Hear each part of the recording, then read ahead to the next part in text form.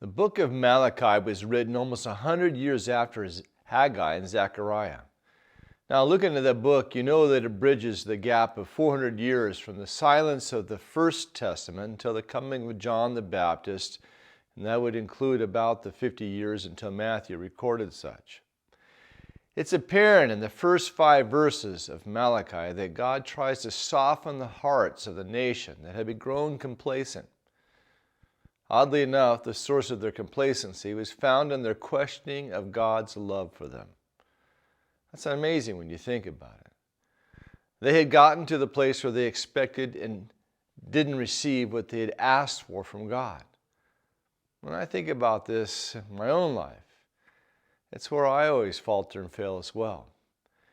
See, if I get my heart in the place of complacency, it can lead to compromise and then corruption.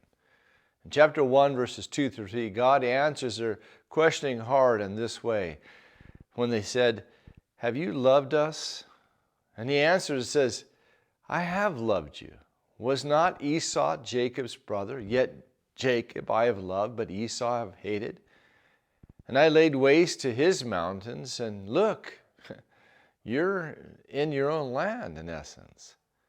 These brothers were twins, and Paul says in Romans chapter 9, verse 11, that God's choice over Jacob was because, well, before they were born, neither having done any good nor evil, God says. Hey, you doubt I love you, God says? Look at your heritage.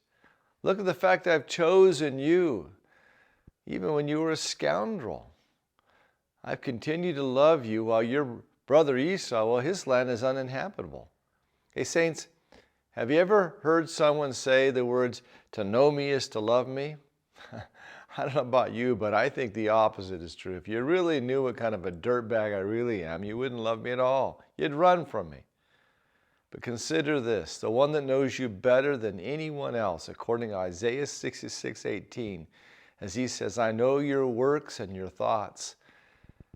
This is the one that loves you, and he knows you in spite of you. And he loves you all the time.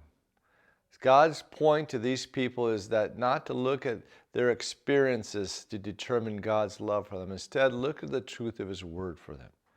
In that, you'll always see he loves you. I'm afraid that far too often we are spoiled little brats that think that God owes us something, when in reality he's already given his very best, his only begotten Son. God, we cry out, don't you care for me? How come you haven't given me what you've given Sally? And God says, hey, look, I love you and Sally. But what is best for Sally isn't best for you. We're looking at those things and realize I have loved you with my only begotten Son. One thing is certain, dear ones. Doubt and depression will come knocking at our door. But don't open the door. Instead, open up the windows of heaven and look to see where your redemption comes from the one that loves you so much. This is Pastor Dale. Blessings.